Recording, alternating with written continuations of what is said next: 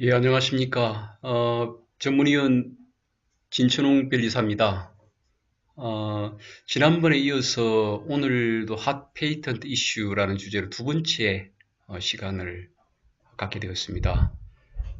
계속 한 2개월에 한 번 정도 이렇게 핫펫 이슈가 그리 많지 않기 때문에 한 2개월에 한 번 정도 이런 시간을 갖기로 그렇게 하겠습니다. 오늘 말씀드린 내용은 지난 시간에 그 앞부분의 시간을 많이 할애하는 바람에 직무발명보상제도를 설명드리려다 못 드렸습니다.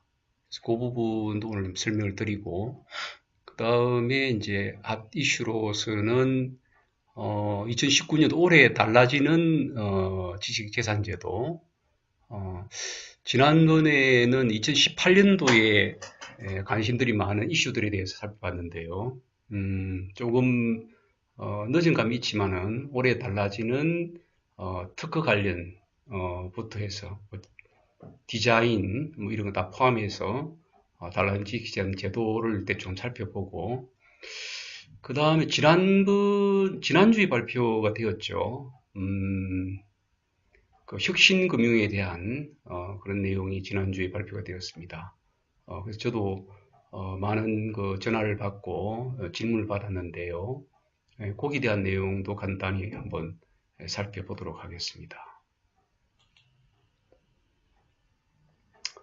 2019년 달라지는 지기현 제도의 큰 타이틀은 특허청에서 정리한 그 타이틀을 그대로 가져왔습니다.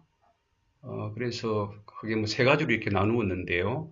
국민 뭐 편의 정진, 혁신 성장 지원, 공정 경제 뭐 이런 타이틀로 우리 달라지는 것들 한번 살펴보겠습니다. 먼저 이 특허 심판 국선 대인 선임제도 이거는 작년까지만 해도 이게 이제 올해 7월 달부터 도입된다는 것인데요. 작년까지만 해도 지원 제도들은 있었습니다. 이제 빌리사회나 이런 쪽을 통해 가지고 장애인이나 이런 분들이 지원 신청을 하게 되면은 이제 심사를 해가지고 지원을 하는데 사실상 그런 부분들이 이제 심사도 좀 까다롭고 하다 보니까 좀 활성화되지를 못했습니다. 그래서 이런 이제 국선 정식 대리인 선임 제도가 도입되면 이제 제도화되는 거니까 단순한 어떤 지원 제도를 넘어서 상당히 활성화되지 않을까 싶습니다. 아직 구체적인 안이 발표되진 않았는데요. 일단 발표된 내용만 보면은 장애인이나 청년 창업자, 그다음에 소기업이 들어가 있습니다. 그리고 이제 중기업도 대기업하고 이제 분쟁이 붙었을 때 중기업도 지원할 수 있게끔 그렇게 되어 있습니다. 상당히 범위가 넓게 규정이 되어 있는데 떻게 운영이 될지 관심을 갖고 한번 지켜볼 필요가 있을 것 같습니다. 그다음에 특허 수수료 자동 반환 이거는 이제 대리인들 변리사들한테는 아주 호소식이네요. 이게 실제 그 연차료라든지 이런 부분들을 계산이 참 어려워요. 그게 복잡하고 그래서 또 이제 감면 제도들도 상당히 이렇게 여러 개 단계로 나누어져 있기 때문에 뭐 70%, 50%, 뭐 30% 이런 식으로 면제되기도 하고요. 그다음 연차 따라 달라지고 이런 부분들이 잘못 납부할 경우 상당히 많습니다. 이제 그런 경우에 그동안에는 일일이 이제 신청을 했어야 됐는데 반환을 받기 위해서 지금은 이제 계좌만 등록하면은 자동으로 반환해 주겠다 그런 내용입니다. 그다음 국제 특허 출원 절차 간편화. 국제 특허 출원이 뭔지는 아시죠, 여러분들? PCT 출원이라 그래가지고 얼마 전까지만 해도 기자분들도 이 PCT에 대해서 잘못 이해를 하셔가지고 이제 PCT 출원한 것을 뭐 전 세계에 출원했다, 뭐 몇십 개국에 출원했다 이렇게 이제 보도를 하신 걸 본 적도 있습니다. 이제 이건 요즘은 다 뭐 상식화된 얘기라서 간단히 설명을 드리면 국제 이제 특허 출원 혹은 PCT 출원이라고 얘기하는 것은 PCT 조약에 근거한 이제 출원입니다. 해외에 출원할 때 여러분들 경비가 굉장히 많이 듭니다. 한 나라당 그렇지 한 700에서 한 1000만 원 정도 평균적으로 보면 나라마다 좀 다르지만 그런 정도의 비용이 들기 때문에 예를 들어서 주요한 국가 요즘 이제 중국, 미국, 뭐 인도, 뭐 베트남, 유럽, 일본, 러시아, 그마다 한 7개국이 되지 않습니까? 7개국을 한 개 특허 출원하려면 비용이 얼마나 됩니까? 거의 5천만 원이 더 들어가겠죠, 그죠? 그래서 중소기업들의 경우에 이렇게 그 7개국이란 국가는커녕 한두 나라라도 이렇게 해외 특허 출원하기가 쉽지가 않습니다. 그래서 이제 그 얘기하면 길어지지만 어쨌든 간에 그런 절차들을 불이익을 받지 않으려고 하면 1년 이내에, 우리나라 출원하는데 1년 이내에 출원을 해야 되는데요. 어, 그 안에 그런 비용에 대한 어떤 결정하기가 쉽지가 않죠. 특히나 특허나라는 것은 그 어떤 기업 가치나 이런 것들이 초기 단계에 대부분 출원이 되기 때문에 기술 초기 단계에 어, 이제 몇천만 원을 들여가지고 어느 나라에서 특허를 취득할지 결정이 쉽지가 않습니다. 그래서 일단 이 국제 PCT 출원이라는 것은 PCT 출원을 함으로써 가장 큰 효과는 시간을 버는 겁니다. 시간을. 네, 그래서 이제 그 우리나라 출원한 날로부터 1년 이내에 이제 PCT 출원을 하게 되면 그 PCT 조약에 감행된 국가에 일단 출원한 걸로 간주가 됩니다. 그래서 1년을 넘어서 출원을 함으로써 이제 그 불이익을 받게 되는 거, 나중에 이제 그 특허가 가치가 있게 될 때 그 해외 특허를 어떤 취득할 수 있는 어떤 기간적 이익을 보는 건데요. 그렇다 하더라도 이게 국제 지정국이라 그러는데 그 최약국에 특허 출원 간주된다고 해서 거기서 특허 출원 효과가 나는 건 아닙니다. 그 나라에서 특허를 취득하기 위해서는 2차적으로 이제 국내 단계라 그래가지고 어차피 각 나라별로 그 나라에 대한 언어를 제출을 하면서 각 나라별 절차를 밟아야 됩니다.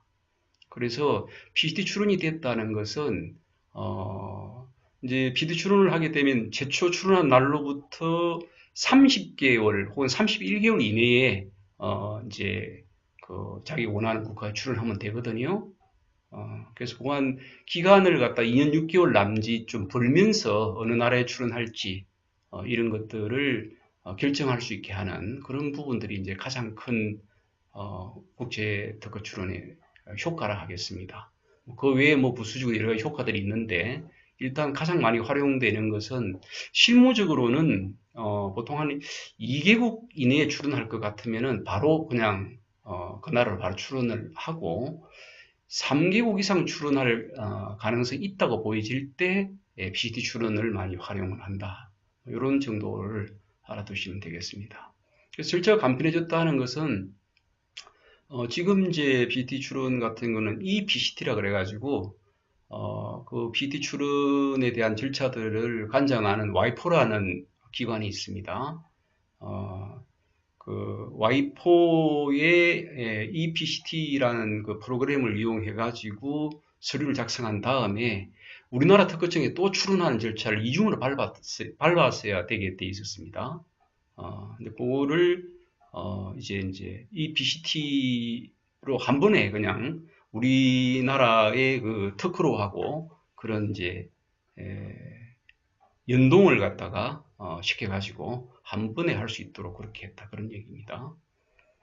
그 다음에 디자인 등록 출원 편의 연결 요거는 뭐 디자인의 물품 기재라든지 또 뭐 글자체, 뭐 화상 디자인 뭐 이런 것들에 대한 음식물 이런 것들에 대한 심사 기준을 이제 좀 명확히 했다.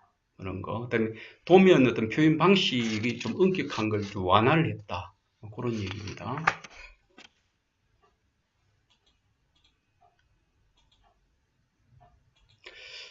그 다음에 이제 혁신 성장 쪽 관련해 가지고 IP 담보 보증 대출 활성화. 네, 이 부분이 최근 들어서 이제 핫 이슈죠. 어, 제가 요 다음 차례에서 설명드릴 혁신 금융하고도 연결된 얘기이기도 하고요. IP 담보 보증이 활성화라는 표현을 이제 썼는데, 이거는 오래전부터 있어 온 제도입니다. 단지 이제 그것이, 실질적으로, 이제 기업들이 어떤 체감할 정도로, 그런 거를 실질적으로 되지를 못하고 있었던 부분들을, 좀 더 이제 그런 부분들을 활성화하겠다. 그런 얘기인데요. 이게 이제 소위 기술 금융이라고 얘기하는 그 TCB, TCB는 이제 요즘 어느 지간한 중소기업들 다 아시죠? 기술 신용 평가를 하는 거 아닙니까, 그죠? 기술 신용 평가 기관이 TCB 기관이 이제 지정돼 있죠. 처음에 한 4개에서 지금은 6개로 늘어났던가요? 7개인 것 같습니다. 그쪽에서 기업이 신용을 평가할 때에 신용만 가지고 평가하던 것을 기술까지 같이 평가를 하게 해서 그 TCB 등급을 이제 매기죠. 신용 등급, 기술 등급. 기술 등급은 이제 T1부터 T10까지 있는데요. 그거의 활용도는 지금 아주 높습니다. 중요도도 높고, 뭐, 이렇게, 대출할 때는 물론이고, 어떤 조달을 한다든지 이런 데도 쓰이고요. 어떤 그 TCB 등급, 그 다음에 상장할 때 이런 데도 그 TCB 등급이 중요하고요. 그래서, 어떤 기술에 대한 어떤 평가나 이런 부분은 그동안 사실상 그 TCB 평가에 의해서 좀, 이렇게 활성화되어 왔다. 이렇게 생각할 수 있습니다. 그동안에는. 그래서 그 TCB 기술금융하고 IP 담보를 이렇게 잘 구별을 못 하세요. 근데 TCB 보통 이제 발표하는 거 보면 TCB 기술금융으로 몇십 조를 했다. 뭐 이런 발표들이 나옵니다. 이제 그런 부분들이 저도 그 부분은 뭐 은행 쪽에서 얘기만 들었기 때문에 정확히는 모르지만 아마도 이제 TCB로 해가지고 TCB 평가로 해서 대출을 해야 되는 어떤 시중은행이나 이런 쪽의 어떤 할당 어떤 평가와 관련해서 할당이 있는 모양이고 그래서 사실상 그동안 운영은 TCB 평가를 하지 않더라도 기존의 어떤 신용평가 모델이나 이걸로 해도 매출이나 어떤 뭐 이익이나 이런 걸로 충분히 대출을 할 수 있는 그런 기업들인데 이제 적용을 TCB로 하는 이런 식으로 운용되어 온 거라고 저는 생각합니다. 실제로 TCB만을 평가를 해서 어떤 뭐 그게 기준에서 어떤 대출을 했다기보다는 기존의 어떤 방식으로도 충분한 기존의 방식으로 안 되는데 TCB로 되었다. 그런 쪽이 있겠죠. 물론 있습니다. TCB 등급을 보조적으로 이제 등급에 이제 그런 걸 활용하는 어떤 이런 부분이 있겠지만 본격적으로 TCB만 가지고 어떤 평가 기준을 삼아서 대출을 한다 이런 것들은 약간 이제 편법적으로 운영해 왔다 이렇게 생각되는데요. 아마 이제 이런 부분들이 실질적으로 이제 중요도를 더해가지 않을 더 중요도를 더해갈 수 있지 않을까 싶습니다.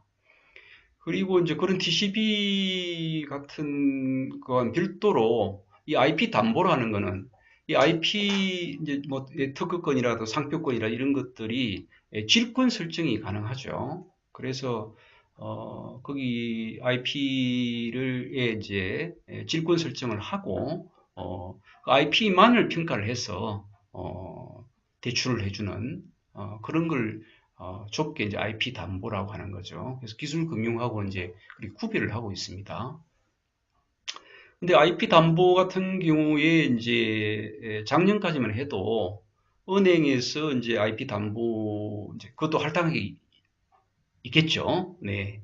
그래서 이제 어찌 보면 마지못해서 왜 은행 쪽에서는 그거 이제 회수 가능성이라든지 안정성 이런 걸 보기 때문에 아직 이제 IP에 대한 어떤 평가라든지 이런 체계들이 정립이 안 돼 있기 때문에 위험 부담이 높다고 보는 거죠.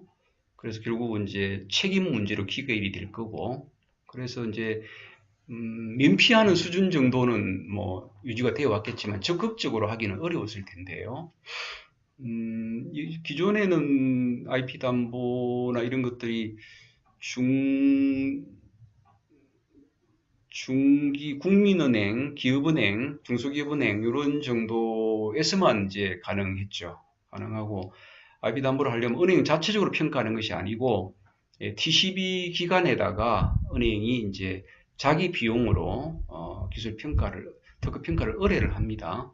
그러면 거기서 평가서를 받아가지고 그 범위 내에서 그 뭐 평가대로 다 한다는 건 아니고 그걸 참조를 해서 IP 담보로 이제 해주는 뭐 그런 식이었는데요. 이제 올해부터는 이게 이제 시중은행으로 다 확대가 됐습니다. 그래서 이제 변리사들도 뽑고요. 지금 계속 지금 뽑고 있는 것 같아요. 아직까지 작년 연말부터 뽑기 시작해가지고 여러분들 요 이제 특허권 평가와 관련해서 보면은 지금 아주 좋게 말하면 다양화되어 있는 거고, 조금 이제, 다른 시각으로 보면은 아직 좀 정립이 안 되어 있습니다. 특검급 평가하는 목적에 따라서도 많이 다르고요. 또 누가 하느냐. 일단 그 주체를 보면은, 변리사법에는, 변리사들이, 이 산업재산권에 대해서, 이제 평가를 할 수 있게끔 되어 있습니다. 감정이라 그러죠, 감정. 그래서 그 감정의 의미를 놓고 뭐 논란이 있습니다만, 거기에 근거해서 정통적으로 이제, 법원에서, 어떤 그 분쟁이 있을 때, 그 어떤 침해 감정이라든지, 또 침해액도 포함합니다. 그리고 어떤 경매에 나온 어떤 물건들에 대한 평가라든지 이런 것들을 전통적으로 변리사 회의에 의뢰를 해서 변리사들이 이제 복수로 해서 평가를 해왔어요. 그리고 이제 이런 담보 관련된 이런 쪽에서는 이제 지정을 했죠. TCB 기관으로 어떤 자격이나 자격증 이런 게 아니고 그래서 그 주로 이제 기보 쪽에 있는 분들이 기술 평가를 위한 어떤 그런 자료들을 이렇게 많이 핸들링하고 하면서 자기들 나름대로 또 기술 평가 자격 제도도 만들고 그래서 그 기관들 위주로 또 하는 이런 IP 담보 쪽에 또 어떤 평가 시스템이 있고요. 그 다음에 이제 IR이라든지 혹은 이제 개인 간의 거래 뭐 이런 쪽에 관련해 가지고 하는 이제 평가들이 있습니다. 그런 평가들은 세무적인 부분이 관련이 없는 부분들은 변리사분들이 많이 해요. 그리고 이제 금액이 크거나 이럴 경우는 회계 전문가 또 이제 시장 전문가들이 또 같이 합해서 하기도 하고 그 다음에 요즘 이제 컨설팅 하는 분들이 그동안 많이 해왔던 뭐 특허 자본화 뭐 이와 관련한 어떤 이제 특수 관계인들의 어떤 특허를 평가를 해서 이전을 하거나 이런 부분들 이런 쪽에서는 이제 그 소득세법에 감정법인이 하게끔 되어 있죠. 그래서 그런 쪽 관련해서는 감정법인 쪽에서 또 하기도 하고 또 이제 현물 출자 관련해서는 또 벤처기업의 현물 투자 관련해서는 그 평가를 또 할 수 있는 기관들을 또 TCB 기관은 다르게 또 지정을 해놨습니다. 예, 그렇기도 하고요. 그 다음에 이제 뭐 그런 여러 가지 목적들에 따라 가지고 하는 주체들도 다르고 또 어떤 이 평가에 대한 부분들은 아직 정립이 안 돼 있습니다. 네, 그래서 이런 것들을 이제 좀 평가 방법이라든지 이런 부분들이 좀 어느 정도 공신력을 갖는 또 이제 민간의 그 평가 협회들이 있죠. 네, 하나가 아니고 또 다섯 개가 있는데 그쪽에서 이제 교육을 받고 또 이제 그 민간 자격증을 취득한 분들, 그분들이 또 평가를 하는 경우도 있습니다.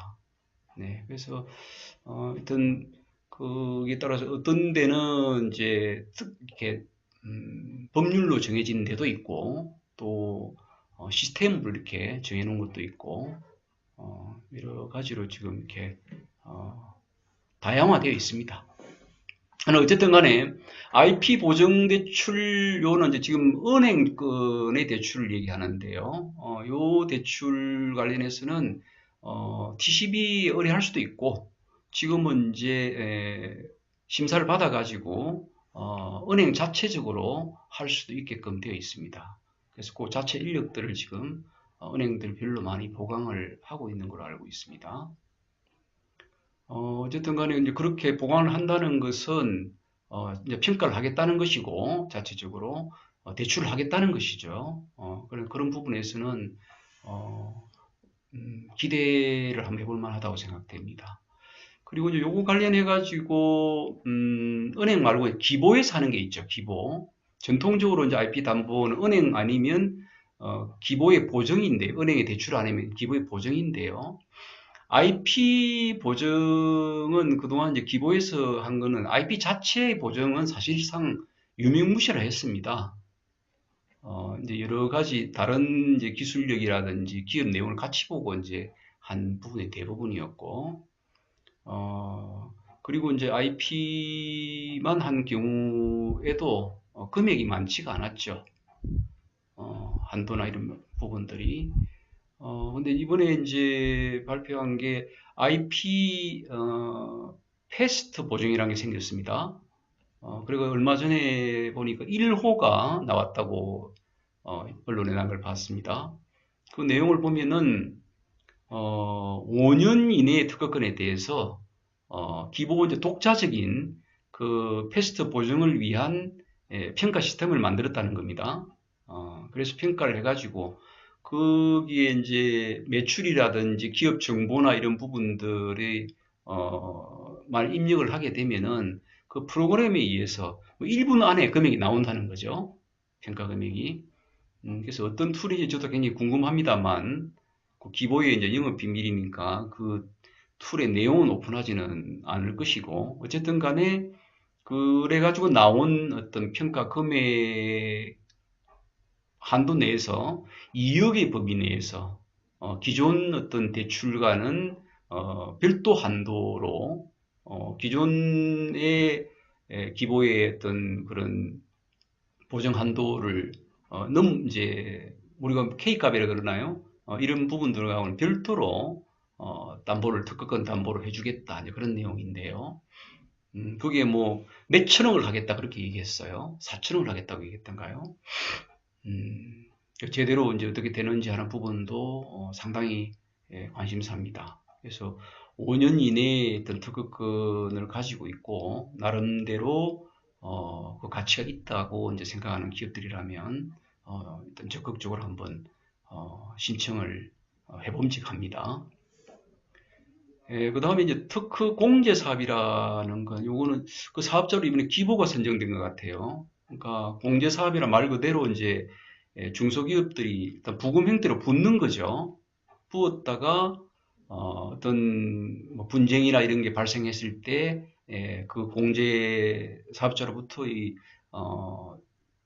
대부를 받는 거죠. 일단 빌리는 거죠. 그리고 이제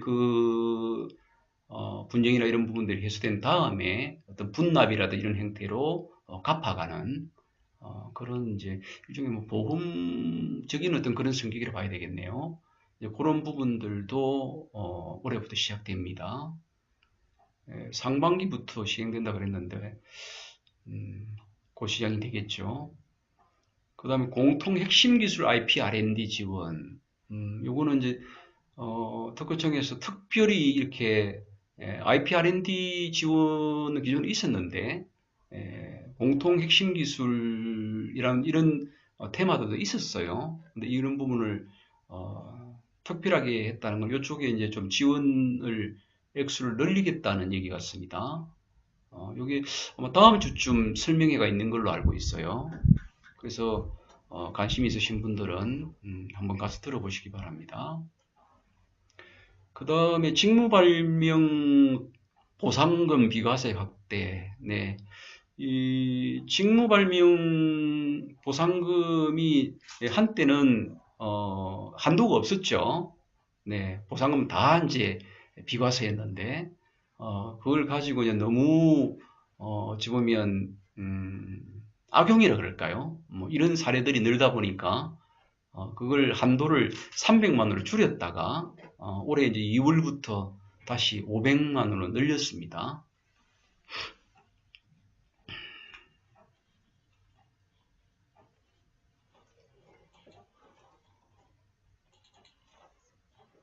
네, 그 다음에 이제 공정경제 관련해서 징벌적 손해배상 제도. 네, 이거는 지난번에도 한번 제가 그 2018년도 이슈 중에 이게 들어있어서 한번 설명을 드린 적이 있습니다만은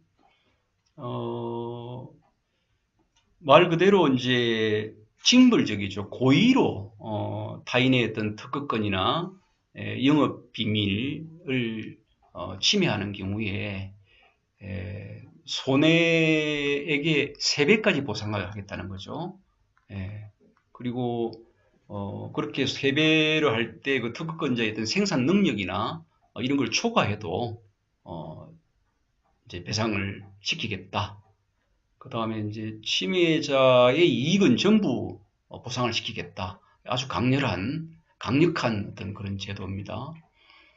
이게 이제 시행됨으로써 우리나라 어떤 특허 제도의 상당히 한 또 분기점이 될 수 있는 저희 이제 이쪽 분야에 있는 사람들의 어떤 수건 중에 하나였습니다. 왜냐하면 이제 특허청에 조사를 한 통계에 의하면은 우리나라에서 특허권 이제 소송이 붙어가지고 손해배상액을 받은 걸 평균을 내보면 한 건당 5천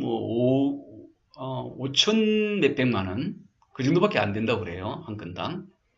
그러면 그게 만약 법원으로 가고 한다 하더라도 실질적으로 거기에 이제 특허청의 심판도 있고 그 다음에 이제 특허 법원이라는 뭐 2심, 3심, 뭐 대법원 뭐까지 안 간다 하더라도 특허 법원 정도까지는 통상 이제 가죠. 그래서 뭐 무효심판이라든지 권리의무항의 심판이라든지 이런 심판들, 그 다음에 손해배상을 하려면 또 민사소송을 해야 될 거 아니겠습니까? 거기에 이제 가처분, 또 이제 본안 손해배상 소송.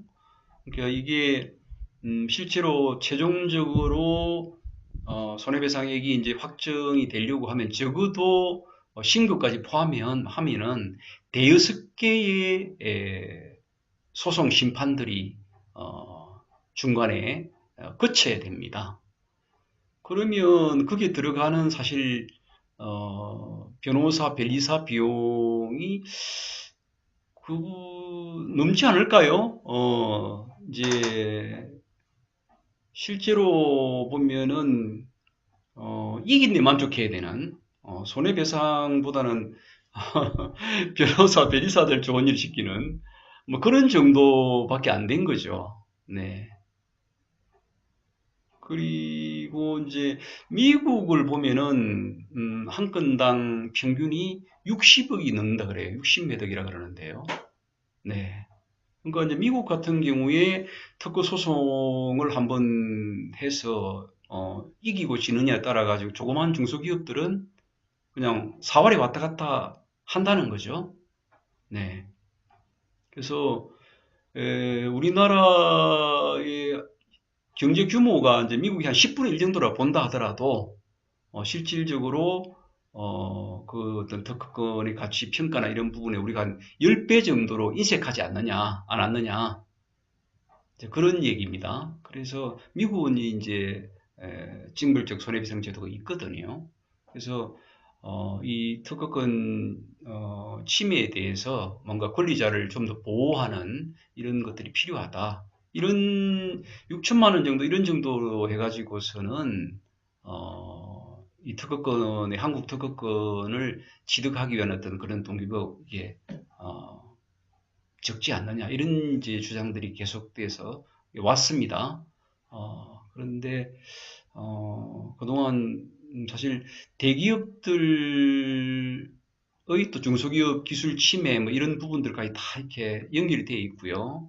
그래서 이제 끝까지 싸우면은 결국은 뭐 대기업한테 안 되는 거 아니냐 뭐 이런 얘기부터 그런 전반적인 부분들이 이제 수립이 되어 가지고 이번에 이제 이런 제도가 통과되었는데요.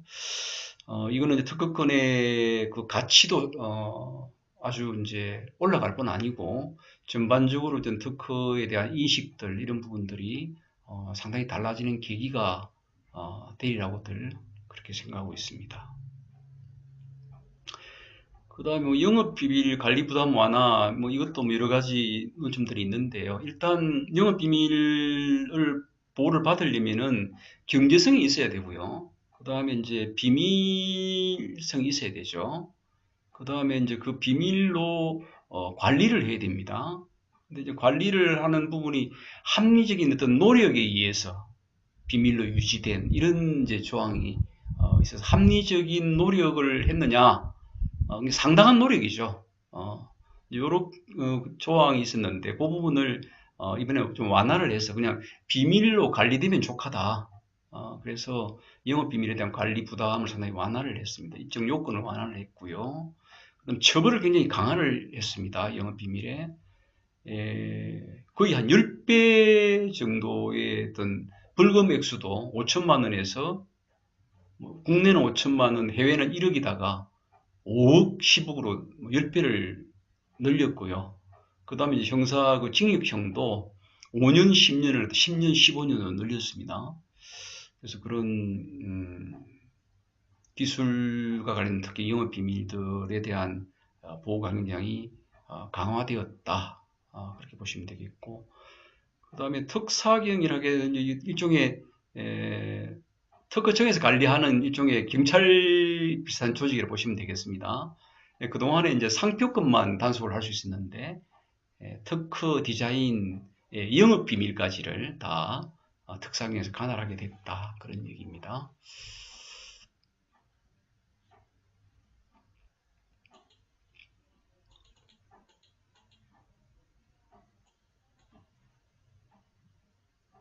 제가 클릭이 좀 서투네요.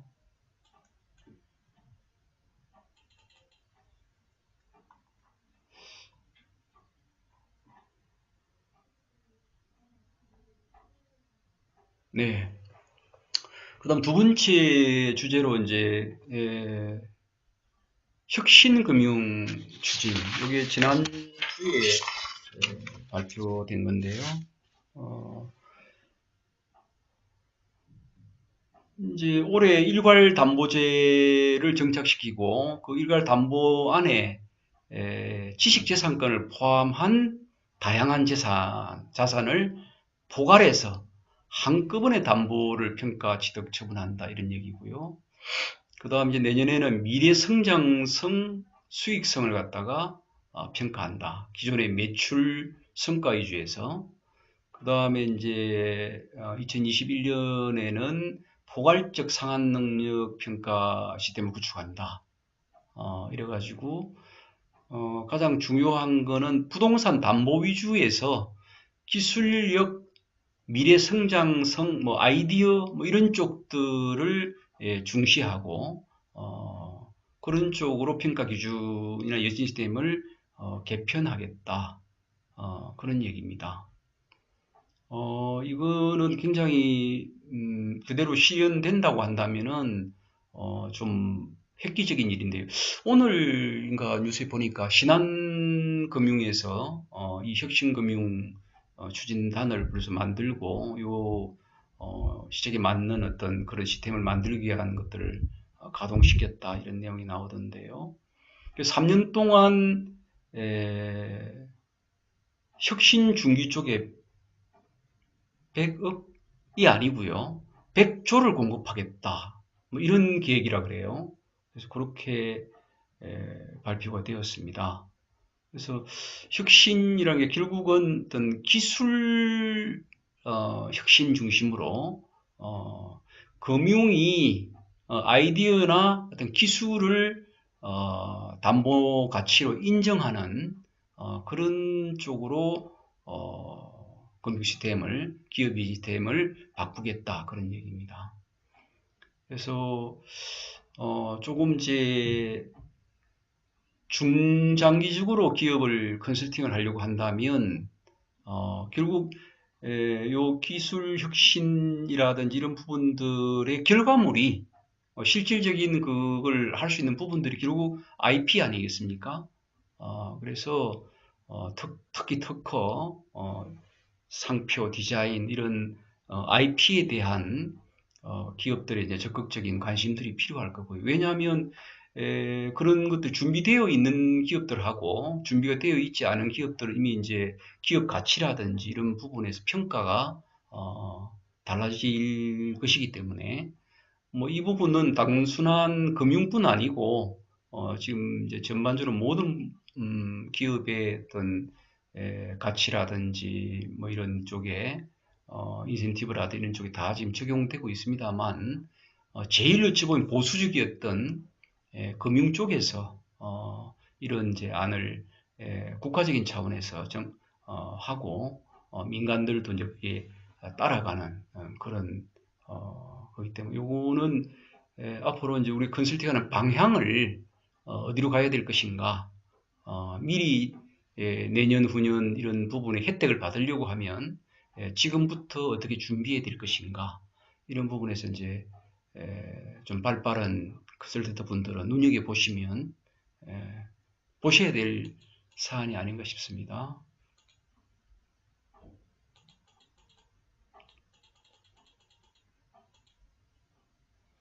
그 다음에 이제 그런 대출 쪽뿐 아니고 자본시장 쪽에서도 이제 벤처라든지 이런 쪽들의 혹시 벤처 투자 쪽에 인센티브를 제공하겠다는 얘기죠. 모험 자본을 육성한다는 게. 그리고 이제 코스닥이라든지 이런 상장 시장의 어떤 상장 기준들이나 이런 부분들도 많이 이제 기술 위주로 많이 이제 바꾸어서 발표한 바에 의하면 3년간 바이오 4차 산업 쪽을 80여 개를 갖다가 상장시키겠다. 뭐 이렇게 발표를 했습니다. 그래서 다 이제 동일한 맥락인데요. 어떤 금융 쪽에서 어떤 기술을 중시하는 쪽으로 기존의 이제 부동산 담보라든지 매출이라든지 뭐 이런 쪽을 보던 쪽에서 기술이라든지 장래 미래의 어떤 성장 가능성이라든지 이런 쪽을 평가하고 그쪽에 가치를 부여하는 이런 쪽들이 활성화될 거다. 이렇게 보시면 되겠습니다.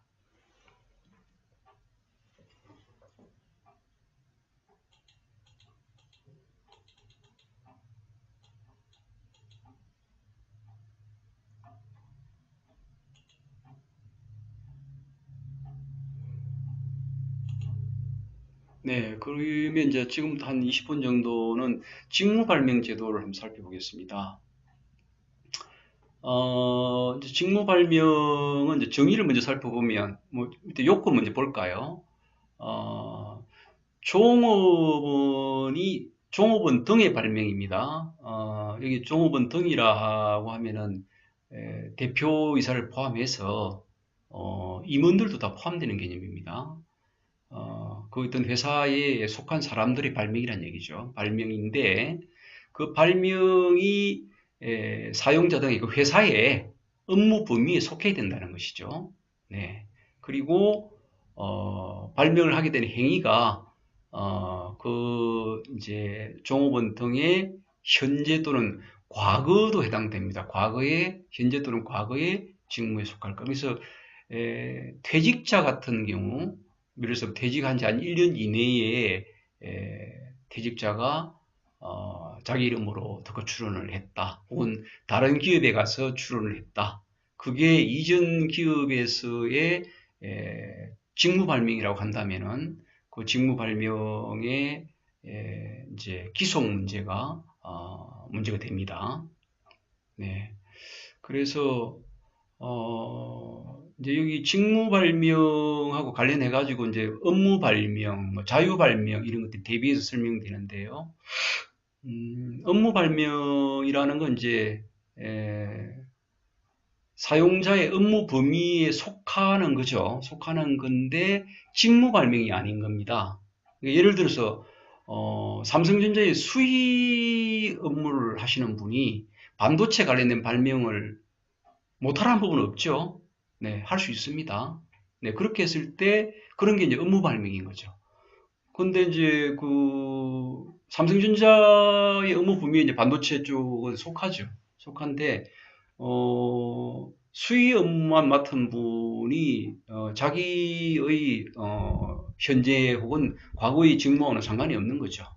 네, 그런 경우는 업무 발명이라고 하고 그건 직무 발명이 아닙니다. 네. 그 다음에 이제 자유 발명이라 하면 이제 좁은 의미에서는 업무 발명도 아닌 거예요. 그러니까 뭐 TV 만드는 회사에서 뭐 구두를 발명한다는 예를 들어서 그런 전혀 이제 회사 업무와는 상관없는 발명을 하게 된 경우 종업원들이 그런 걸 이제 자유 발명이라 그러는데 어쨌든 간에 이제 이 직무 발명에 대해서 특별한 취급을 하기 때문에 실질적으로는 이제 넓은 의미에서는 업무 발명도 자유 발명으로 분류를 합니다. 동일한 취급을 합니다. 그래서 직무 발명에 대해서는 이제 여러 가지 이런 직무 발명에 대한 부분들에 대한 법적인 이런 부분들이 있고요. 근데 자유 발명에 대해서는 자유 발명 혹은 업무 발명에 대해서는 직무 발명은 다른 이제 취급을 하는 거죠. 그래서 법적으로는 그 업무 발명과 자유 발명은 동일한 취급을 받습니다. 직무 발명 제도라는 것은 종업원이 개발한 직무 발명을 기업이 승계 소유토록 하고 종업원에게는 직무 발명에 대한 정당한 보상을 해주는 제도를 말한다. 이렇게 되어 있습니다. 자, 보겠습니다. 먼저 아직도 이게 좀 많은 질문을 받는 부분 중에 하나가 제가 한번 질문을 한번 드려보겠습니다. 자, 직무 발명을 했습니다. 직무 발명 어떤 그 회사 소속원이 직무 발명이 뭐죠? 자기 직무와 관련해서 발명을 한 거죠. 그리고 그게 당연히 회사의 업무 범위에 속한 겁니다. 자, 직무 발명을 하면은 그 특허를 받을 권리라 그래요. 아직 이제 특허 심사를 안 받았기 때문에 특허 출원을 하는 권리를 특허를 받을 권리라 그러는데 특허를 받을 권리가 누구한테 기속되나요? 회사인가요? 그 발명자인가요? 아니면 대표이사인가요? 예, 그 부분들에 대해서 회사가 당연히 특허를 받을 권리를 가져야 된다고 생각하시는 분들이 아직도 많습니다. 그래서 그 직무 발명제도를 도입 안 하는 뭐 이유 중에 아주 많은 이유 중에 하나, 당연히 그거는 회사에 돼야 되는데 왜 뭐 보상을 하고 그렇게 해야 되느냐 이렇게 생각하시는 대표님들 아직도 계세요. 아닙니다. 네, 직무 발명의 원초적 기속은 발명자입니다. 회사가 아니고. 회사는 이제 단지, 그 직무 발명이 나중에 특허가 되면 그 특허권에 대해서 무상해, 보상을 하지 않는 거죠. 무상의 통상시식권을 가지는데 불과합니다. 네. 이 부분을 제대로 이해 못하시는 분들이 정말 많습니다. 네. 근데 그거는 우리 일반적인 관념하고 안 맞죠. 그리고 또 이게 당연히 그래야 되는 건 아닙니다. 예를 들어 저작권 같은 경우 우리는 이제 법인 창작이죠. 그걸 인정을 해가지고 종업원이 저작권을 갖다가 창작했다 하더라도 바로 법인의 그 이제 능력을 인정을 해서 저작권을 갖다 법인한테 바로 귀속될 수 있게 합니다. 할 수 있게 되어 있습니다. 그리고 이 직무 발명을 했을 때 그 기속을 갖다가 회사로 하느냐 발명자로 하느냐 이거는 뭐 입법 정책이라 봐야 됩니다. 그래서 우리나라 독일, 일본, 미국 다 직무 발명도를 이제 발명자한테 기속을 시키는데요. 영국이나 프랑스 같은 경우는 바로 이제 사용자주의라 그래가지고 회사로 바로 기속시키기도 합니다. 근데 어쨌건 간에 우리나라는 이제 발명자주의를 택해서 종업원주의를 택해가지고 직무 발명을 하게 되면은 그 특허받을 수 있는 권리는 종업원한테 속한다. 그게 원칙입니다. 네. 그럼 업무 발명은요? 자유 발명은요? 당연히 종업원 거죠. 네. 그 이제 업무 발명하고 이제 자유 발명까지 이해가 되지 않습니까? 그거는 회사하고 관계없이 한 거기 때문에. 근데 직무 발명은 자기가 월급 받고 또 자기 업무가 예를 들어서 연구 쪽에 그 자기 발명을 하는 게 자기 업무인데 그래가지고 발명한 걸 갖다가 회사 게 아니고 발명자 거다. 이 잘 좀 이해가 안 되지만 우리나라 법제는 그렇게 되어 있다. 그래서 여기에 대한 분쟁들이 생각외로 많습니다.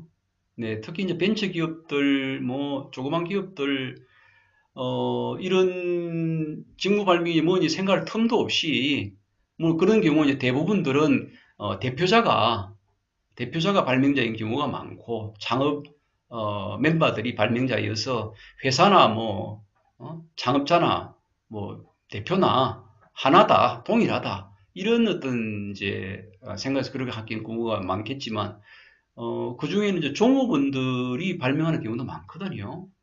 이제 대표나 주식을 갖지 않은 분들이 그런 것들을 아무 생각 없이 그냥 회사 이름으로 특허 출원을 해가지고 권리를 받습니다.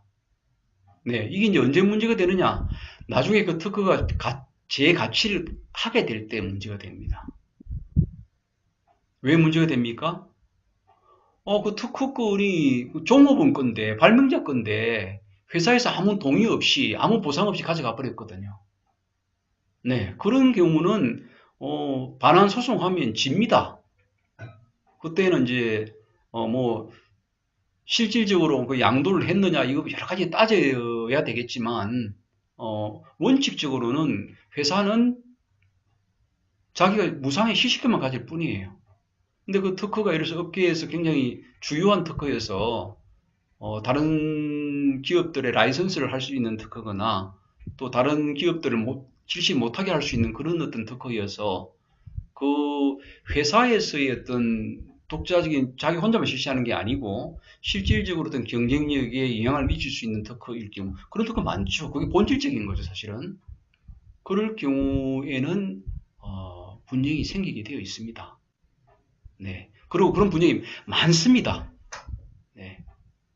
이렇게 하는 부분들을 알고도 또 안 하는 그렇게 안 하는 부분들은 많아요. 그러니까 그런 부분들은 특허가 별로 중요하지 않다고 생각할 때 이제 그렇게 하시겠지만 아까 우리가 처음에 살펴봤다시피 앞으로 이제 기술 혁신 중심으로 기업의 가치라든지 어떤 이런 것들이 평가나 이런 것들이 달라지고 어떤 경쟁력이나 이런 부분들도 어떤 무형의 자산들 그중에 특히 IP에 관련된 중요성이 부각이 되면은 뭔가 성장을 하려고 싹수가 있는 기업이라면은 IP에 대한 관심을 높여야 되고 그렇게 하려고 하면 이 직무발명 제도라는 게 필수적입니다.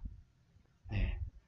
그래서 그런 말이 안 되는, 우리가 상식적으로 말이 안 되는 돈을 주고 연구를 시켰는데 그 발명을 갖다 종업이 가져간다? 그런 기업은 통상실경을 갖는다? 이런 부분들에 대한 부분들을 이제 균형을 잡는 제도가 직무발명 제도다. 이렇게 생각하시면 됩니다. 그래서 이 제도를 좀 정확하게 이해를 하고 직무발명 제도를 기업을 성장시키려고 하면은 직무발명 제도를 도입하셔야 됩니다. 지금부터는. 그동안에는 뭐 어쨌든 간에 도입하셔야 됩니다. 그래서 이제 구조를 어떻게 바꾸느냐 하면은 직무발명을 하면은 종업원한테 특허받을 권리를 주던 걸 갖다가 예약승계라는 계약을 통해서 회사로 이전하게 합니다. 예약승계라는 것은 앞으로 지금 일어나지 않은 어떤 일에 대해서 미리 승계 계약을 맺는 것이죠. 그래서 종업원이 직무 발명을 하면은 그 직무 발명은 회사로 양도하겠습니다 하는 계약을 하는 거죠. 그런 이제 계약이 존재하게 되면은 직무 발명에 특허받을 권리는 누가 됩니까? 회사가 되는 겁니다. 네, 근데 그런 계약을 갖다가 종업원들이 약자인데 그냥 두게 되면은 아무런 보상 없이 그냥 회사로 가져가게 되겠죠, 그죠? 그래서 거기에 대해서 회사는 발명자한테 정당한 보상을 해주게끔 되어 있습니다. 그래서 정당한 보상을 해주고 그 이제 직무 발명을 예약 승계해서 직무 발명을 하면은 그 이제 권리를 회사가 갖는 이런 식으로 이제 변화를 시키는 거죠. 그게 직무 발명 제도입니다. 그래서 이 직무 발명 제도가 있는 거하고 없는 거는 굉장히 차이가 나는 거죠. 네. 뭐 우리가 이제 지금 아마 이제 그런 부분들 많이 겪고 계신 분들 계실 건데, 뭐 특허 자본화 뭐 이런 거 하면서 이제 사장님 특허를 만들거나 기존 특허를 평가를 해가지고 이제 가지급금을 해결하거나 뭐 이런 경우들 많이 있지 않습니까? 네. 그렇게 한다 했을 때 직무 발명 제도가 있을 때 대표님이 발명을 했어요. 그리고 이게 직무 발명이에요. 이게 회사 매출과 관계된 매출이에요.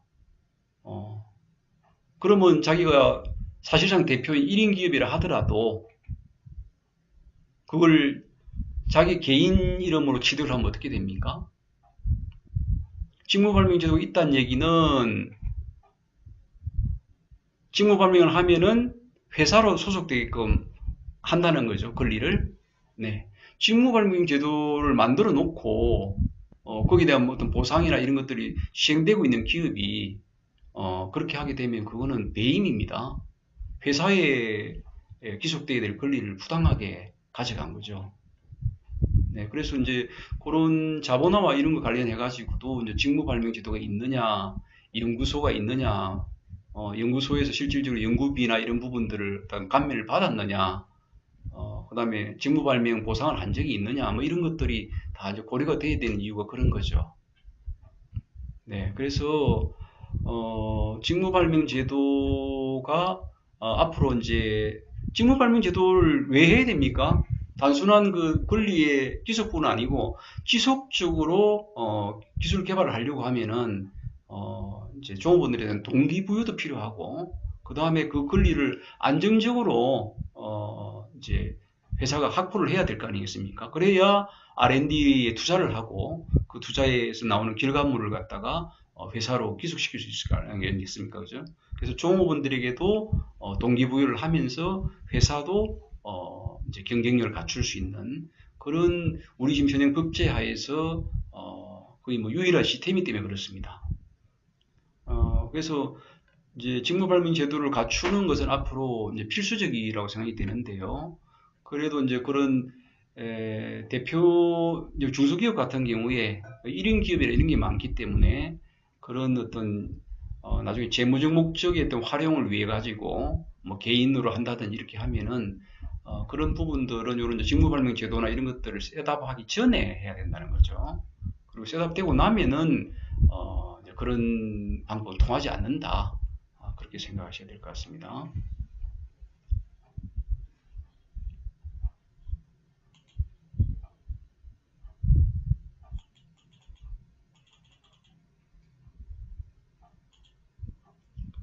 예, 그다음 직무발명 제도의 뭐 도입은 이제 뭐 실무적으로는 그냥 특허청이나 이런 데서 표준을 만들어 가지고 안을 만들어서 회람을 시키고 동의 절차를 밟아서 이제 하는 그렇게 합니다만 어쨌든 간에 절차적으로 이런 것들에 대한 종업원들의 의견을 구하게끔 되어 있습니다. 그리고 특히 이제 보상액이나 이런 거 관련해 가지고 그런 과정이 합리적이었느냐 아니냐 따라 가지고 나중에 이제 분쟁이 생겼을 때 차이가 있기 때문에 절차적으로는 이제 종업원들의 동의를 얻어서 보상 기준이나 이런 것들도 그렇게 결정돼야 된다 이런 거고요. 이 보상들의 종류들인데요.